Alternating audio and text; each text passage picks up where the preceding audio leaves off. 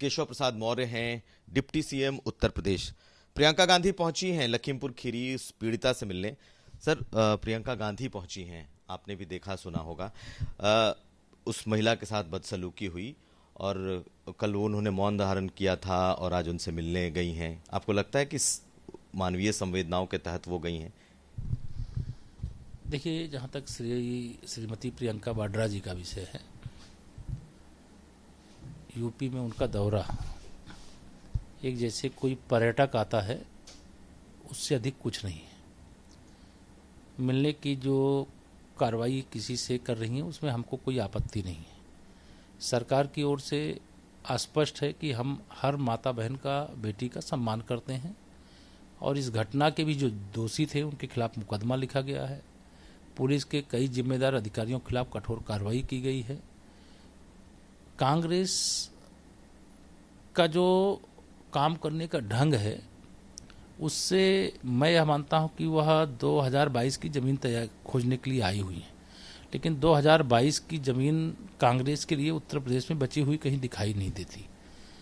रचनात्मक काम करें, लोगों की सेवा का काम करें, और ये कांग्रेस के संस्कार में नहीं है। वो तो एक राष्ट्रीय राजकुमारी की तरह आती हैं और चली जाती हैं। नहीं, लेकिन अगर इतनी बड़ी घटना हुई है तो अगर कांग्रेस की इतनी बड़ी नेता है तो जाना उनका फर्ज बनता है। तो राजनीतिक चीजें हैं, कोई भी बड़ा नेता जाएगा। हमने कहा ना कि हम मना नहीं कर रहे हैं, लेकिन यह जो लगातार 1.5 वर्षों से कोरोना संकट से प्रदेश जूझ रहा है, देश जूझ रहा है, कहीं दिखाई नहीं देती।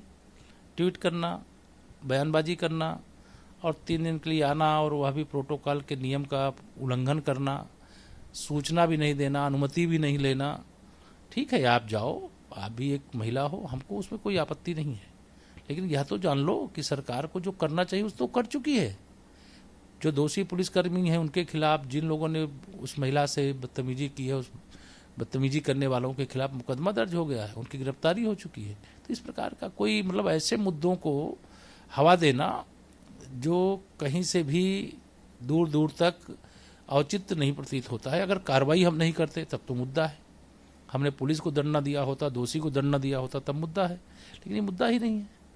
तो 4 दिन के लिए आई हैं प्रियंका गांधी पार्टी को मजबूत करने। आपको क्या लगता है कि प्रियंका गांधी से कितना खतरा है? एक नंबर 2 ये कि कोई ऐसा आपको दिखता है गठबंधन बनता हुआ आप लोगों के खिलाफ? देखिए, गठबंधन चाहे जो भी कर लें, भारतीय जनता पार्टी के ऊपर कोई प्रभाव नहीं पड़ेगा, नंबर 1।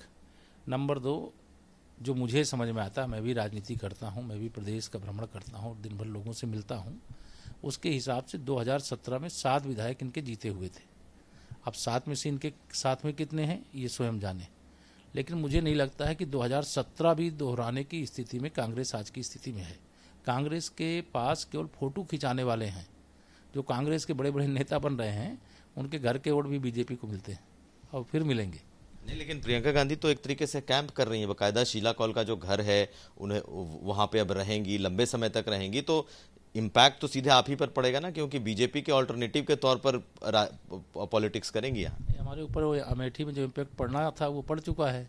उनके भाई उस समय कांग्रेस के राष्ट्रीय अध्यक्ष अमेठी लोकसभा चुनाव 2019 में हार करके गए थे और कांग्रेस को वहाँ पर सपा और बसपा का समर्थन भी प्राप्त था, तब हार के गई। तो यही चुनाव देख रही थी। जब यह अमेठी में सपा बसपा के समर्थन के बाद भी कांग्रेस के राष्ट्रीय अध्यक्ष को नहीं जिता सकी, जो इनकी परंपरागत सीट थी, तो आप इनके बारे में इतना अंदाजा लगा सकते हैं। और 5 दिन की यात्रा, कोई भी पर्यटक भी आता है, तीर्थयात्री भी आता है, 4-5 दिन तक उत्तर प्रदेश में ऐसे ऐसे स्थान हैं, घूम सकता है। तो ये पर्यटन की भावना से आना, ये इनके लिए मैं नहीं मानता हूं कि राजनीतिक दृष्टि से फायदेमंद है। हाँ, फोटो खिंचाने की दृष्टि से, टीवी में आप सबके माध्यम से स्थान पाने की दृष्टि से, या आप भी मुझसे जो बात कर रहे हैं, मुझे तो कई बार लगता है कांग्रेस के बारे में बात करना समय आपका भी खराब होता है, मेरा भी, क्योंकि यूपी में अभी कांग्रेस का कोई भविष्य नहीं। चलिए, कांग्रेस के बारे में आप नहीं बात करना चाहेंगे, लेकिन समाजवादी पार्टी से तो खतरा है कि बिल्कुल नहीं है? समाजवादी पार्टी भी छोटे छोटे दलों के साथ जाने का ऐलान कर चुकी है। बहुत सारे ऐसे छोटे दल या फिर उसके बड़े नेता लगातार संपर्क में है और अखिलेश यादव ने खुलकर कहा है कि अब जो भी दूसरे दल हैं वो मेरे साथ आएंगे। देखिए, आप भरोसा रखिए, हम 2014, 2017, 2019 में जो विजय प्राप्त किए हैं, वह विजय हम फिर से 2022 में दोहराएंगे। श्री अखिलेश यादव जी मुंगेरी लाल के हसीन सपने देख रहे हैं।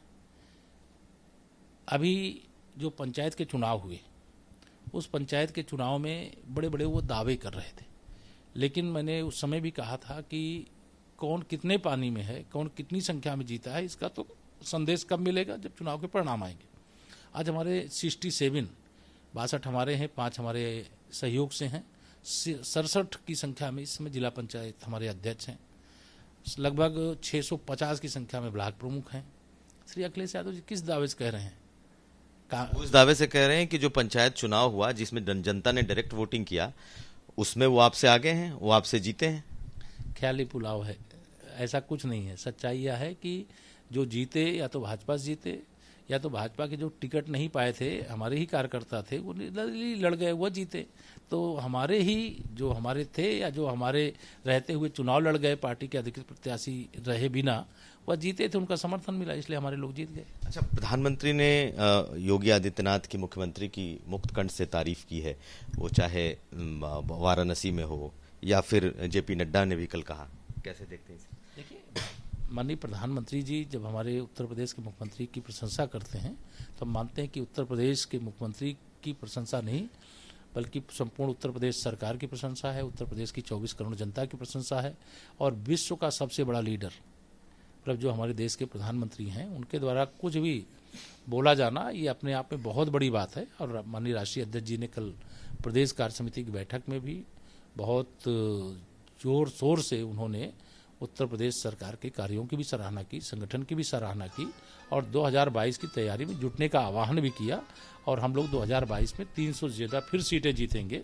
और जो विरोधी सोचते हैं कि कोई भाजपा कहीं से उसमें दरार है, कोई कमजोरी है, तो वह उनका भ्रम है। हम सब लोग एकजुट थे, एकजुट हैं और एकजुट होकर के चुनाव लड़ेंगे।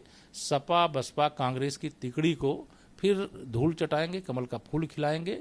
हम 2022 में, हम 2024 देख रहे हैं। हम नरेंद्र मोदी जी की दूसरी बार वापसी लाने की जिम्मेदारी देख रहे हैं। योगी जी हमारे आदरणीय मुख्यमंत्री हैं, उत्तर प्रदेश सरकार ने शानदार काम किया है और उस काम के विरुद्ध विरोधियों के पास बोलने के लिए कुछ नहीं है। उन्होंने चूंकि 15 साल में दोनों मिल करके कुछ नहीं किए हैं, और हमने 5 साल भी अभी पूरा नहीं हुआ, इतना किया है कि वो विकास के मुद्दे पे आना ही नहीं चाहते, विवाद के मुद्दे लेकर के आना चाहते। सारा कुछ तो हमने दिखाई दे दिया, क्या कैबिनेट विस्तार भी है कुछ ऐसा? ये तो माननीय मुख्यमंत्री जी का विशेष अधिकार होता है, वो चाहेंगे तो विस्तार करेंगे, अगर नहीं चाहेंगे तो नहीं करेंगे, वो मेरा विषय नहीं। और एक और सवाल, अभी जेवर को लेकर के, जेवर एयरपोर्ट को लेकर के बाकायदा मुख्यमंत्री ने उस पर मीटिंग भी ली है और आज शायद जेवर को लेकर के बातें आगे भी बढ़ी हैं। कितना आगे बढ़ चुका है जेवर? देखिए, उत्तर प्रदेश आगे बढ़ रहा है। जेवर एयरपोर्ट इंटरनेशनल एयरपोर्ट बन रहा है, ये उत्तर प्रदेश की बहुत बहुत बहुत बड़ी उपलब्धि है। और कोई भी विकास की परियोजना अगर प्रदेश के अंदर चल रही है और मुख्यमंत्री के नाते योगी जी उसकी समीक्षा करते हैं, तो यह उनका अधिकार भी है और उत्तर प्रदेश के लिए उपलब्धि भी है। और आने वाले समय में उत्तर प्रदेश सर्वोत्तम प्रदेश बनेगा और हर प्रकार से विकास का एक मॉडल प्रदेश बनेगा। गरीब कल्याण की योजनाओं को उपलब्ध कराने वाला प्रदेश जो है, इस नाते रोजगार उपलब्ध कराने वाला, भ्रष्टाचारियों के खिलाफ कार्रवाई करने वाला, माफियाओं और गुंडों को सबक सिखाने वाला ऐसा प्रदेश बन करके खड़ा हुआ है कि हर राज्य आज यूपी से प्रेरणा लेना चाहता है और यूपी के रास्ते पर चलना चाहता है।